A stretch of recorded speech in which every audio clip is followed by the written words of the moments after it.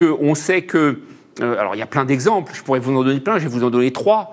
Il y a l'obésité, on sait que l'obésité, elle est en explosion linéaire et voire exponentielle dans les pays industrialisés. Il y a davantage de maladies auto-immunes qu'avant. Alors ça s'explique par le fait que, en fait, les maladies auto-immunes vont se développer. Prenons l'exemple de la sclérose en plaques, par exemple.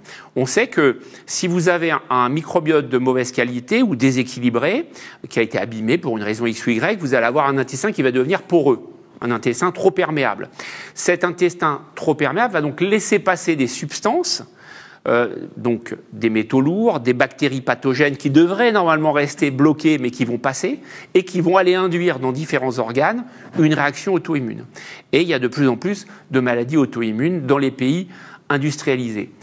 Et autre exemple vraiment remarquable dans le sens de la manière d'illustrer ce que je suis en train de vous dire, c'est que la maladie de Crohn, par exemple, est liée à l'industrialisation d'un pays. C'est-à-dire que moins un pays est développé, ou dit développé, moins il y a de maladies de Crohn. Et au fur et à mesure de l'industrialisation d'un pays, on voit la courbe s'ascensionner et on voit le nombre de cas augmenter. Et ça a été observé dans le monde entier.